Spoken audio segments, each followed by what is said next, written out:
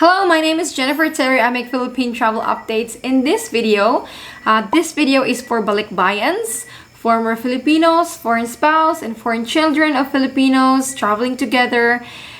Most of you will be going to the Philippines for a vacation after so long, almost 2 years. We were going around in circles, travel bans, quarantine, this and that. Well, quarantine is no longer required since February. The Philippines enjoys a very low COVID risk. In fact, CDC put us in a moderate risk level. And right now, really, as someone who is living here in the Philippines, I can tell you that it's very relaxed here, living with COVID indeed. You can travel within the country. Everything is open. This is the most relaxed we've ever been. Although things have relaxed here, there are still things that you need to comply in order to arrive to the Philippines, but do not worry, these are very easy, simple steps. Let's divide it into 4 steps. There's an acronym I've made to that. That's VITO, VITO. Vaccination, immigration, testing, and One Health Pass. Promise, this is not going to be complicated. Let's start with vaccination.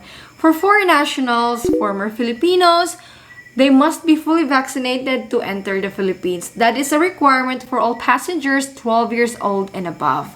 If you have kids traveling with you 11 years old and below, they are exempted from this rule. If you have kids 11 years old and below and they are unvaccinated, that is totally fine. There is no quarantine as long as they travel with you who is fully vaccinated. Now, being fully vaccinated means that you have received your complete dose, whether that's 2 shots of Pfizer or AstraZeneca or Moderna or a single shot of J&J.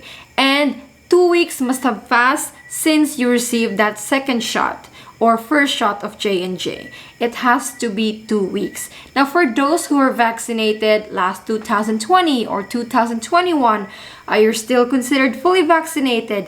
Yes. As of speaking, April 8, booster shot is not yet required to the Philippines. Okay? If you are unboosted, you are good to go, but as long as you have the complete 2 shots or 1 shot of J&J. And 14 days have passed. Lampas na ng 14 days since naging fully vaccinated ka. Now, what are the accepted vaccination proof? I know majority of you who are watching are from the US, and white CDC card is accepted. It's good enough. It will save you from quarantine. It can be used for entry to the Philippines. The national state digital certificates of countries on your screen in the US, Canada, Belgium, Germany, Australia, New Zealand, Switzerland, Ireland. The vaccination proof of these countries are accepted in the Philippines. Foreign nationals, including former Filipinos po, need to be fully vaccinated to enter the Philippines. Now, our second step is immigration requirement. No, Jennifer, do you have to apply for a visa? Do we have to do anything before our trip for immigration? Nada. You don't have to. The first step I would suggest is go and check your passport. Look at the expiration date. Your passport should be more than 6 months valid before you can travel. I think that's a general rule for international travel. Renew your passport if they are near expiration. Next up is that it's very easy, guys. Since you guys are eligible for balikbayan privilege, you will be given a 1-year stay of visa-free entry and stay in the Philippines. You can stay for 6 months, 8 months, 9 months, 11 months, 12 months, and no need to apply for a visa. You are just given this privilege because the Philippines acknowledges your contribution to the economy. Who are covered by this 1-year visa-free entry and stay, the balikbayan stamp? Former Filipinos. Sa mga Pilipinong naging naturalized na foreign citizen abroad, hindi nag-apply ng dual citizenship, pwedeng umuwi, 1-year stay pwede. You can even extend that if you want sa BI office, Bureau of Immigration. 1 year yung initial stay allowed. Next up is your spouse who is traveling with you. They can also be given the balikbayan privilege. 1 year visa-free entry and stay. While your children as well, foreign children, regardless of age, as long as they travel with you, the Filipino or former Filipino, They will get balikbayan privilege, 1-year visa-free entry, and stay in the Philippines. Upon arrival, you just let the immigration officer know, balikbayan po, and they will give it to you. Sometimes they would ask for proof. No, it's best that you have proof. So for former Filipinos, just bring your old Filipino passport or a Philippine birth certificate. So either of the two, proof lang yan na talagang former Filipino ka. While for your spouse, a marriage certificate. Then for the child, a birth certificate. What if the foreign spouse, Jennifer, travels alone? Then they will not get the balikbayan privilege. Same thing with the child. If they want to avail balikbayan privilege, they must travel with their Filipino or former Filipino parent. Now, fiancés, parents, grandparents, grandchildren, and in-laws are not eligible for balikbayan privilege. Let's get that simple, no? If you are traveling with a foreign fiancé, hindi po sila covered ng balikbayan privilege. Iba po yung kailangan nila. They have a different requirements. They fall under the category of, general foreign tourist. Let's keep going. So that's for immigration, really. Next is third step, testing. So to enter the Philippines, all passengers aged 4 years old and above must show a negative test result, while children who are 3 years old and below are exempted from this requirement.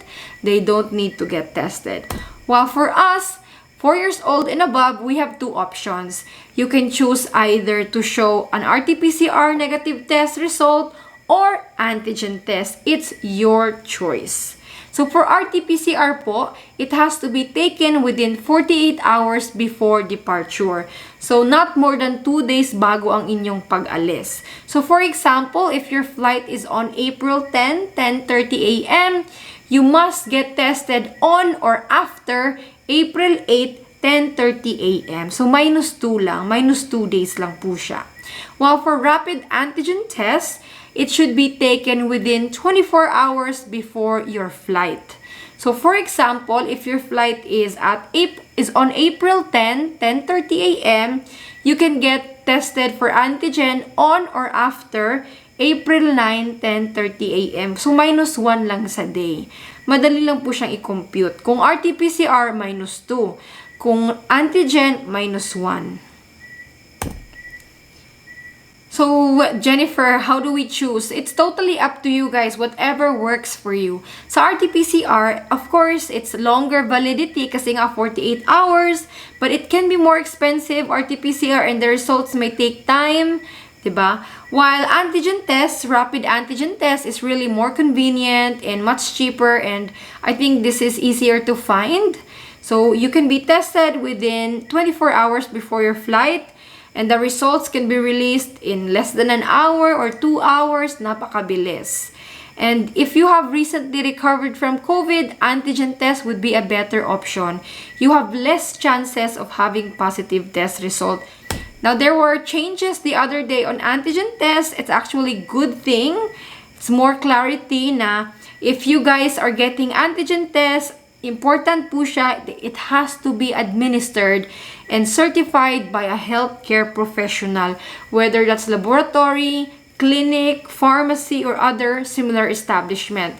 Mas mabuti po kung yung health professional mismo ang mag-administer, ang mag-test sa inyo. It is, with the testing, the validity of the test is always departure, not arrival. When you are counting the time on kailan ka magpapatest, just consider yung departure, yung oras at araw ng pag-alis. Forget about arrival, that does not count. And even layovers, they are not counted too as long as in your layovers, you stay inside the airport. Hindi ka na lalabas, just inside the airport. And printed or digital copy of the result is totally fine, guys. They are accepted. Although, my suggestion, the best is printed. And QR code is not required for the test result. Kahit walang QR code, tanggap pa rin. What if I have recently recovered from COVID? I have a certificate of recovery. Would that be enough? Sorry, no. You need to show a negative test result, whether that's RT-PCR or antigen test. That's for testing. Our next step and last step, One Health Pass. This is simple. One Health Pass, guys, is just a website. It's an online health declaration form where you just fill in your basic information, travel details. You are going to submit your negative test result and vaccination proof there. To register, go to onehealthpass.com.ph. This is the only official government website. Huwag ka nang pumunta sa ibang websites. I'm warning you that there are fake websites that will ask for payment to register. So don't go to other website, just this one. This is free and government official. Now, when do we register for this One Health Pass, Jennifer? You can register within 3 days before your arrival, but a simpler answer would be register after you receive your negative test result. So you can upload that result when you register to One Health Pass. Again, register after you receive your negative test result. And registration only takes 5 to 10 minutes. You only need internet. You can register through computer or through your phone, to a tablet, to an iPad. If let's say you have a white CDC card, you can simply just take a picture of it, a clear picture, and you can use that picture for your One Health Pass registration. If you guys need any help from a family member, yes, they can also do the registration for you. Let's say you have a fiance in the Philippines or a nephew or niece. They can do the registration for you. The most important thing is you have the copy of the QR code. So upon successful registration, you will be issued this QR code, and this is what you will need to present upon check-in and upon arrival in the Philippines. Please make your registration before check-in because your airlines will ask for that. And that is really it. Just 4 simple steps before you travel to the Philippines. I can tell. Now, some tips for even smoother an arrival. That's print everything. I would suggest, especially if you're traveling with children or with seniors, print your One Health Pass, QR code, and your negative test result. Also, your vaccination proof if you don't have a printed copy. But if you have a white CDC card, the original one will do. Next up is keep track of travel updates. You know, they always change. Malay mo, diba? Mawala na yung negative test result before your flight. So, stay updated. You can do that by subscribing to my channel. I do travel updates almost every day. Listen to airline advisories for any changes. Hopefully, wala. Pero, yes, stay updated with airline advisories. And just have these things upon check-in on the day of your trip. These will be the things that you will be presenting upon check-in and upon arrival to the Philippines. That's your negative test result, your passport that is more than 6 months valid, an old Filipino passport or birth certificate or marriage certificate, then your vaccination proof, then One Health Pass QR code. That's it. 4 steps for a smooth arrival in the country. And enjoy your vacation. Once everything is done at the airport, you are free to go. No more quarantine, nada. You can go for a vacation or go to your family. Please share this information to those who are interested to travel to the Philippines. Insurance is no longer required. You don't need insurance because you guys are covered by balikbayan privilege. No need for insurance, no need for return ticket. You can travel with just these things. So this is all for the travel guide for Balikbayans. I hope it has helped you, and if it did, please leave a like on the video. Comment down below if you have anything to add or any questions to ask. We have a good community here, friendly po, who support each other and help one another. So I'll see you with another travel update or another guide. God bless and stay safe.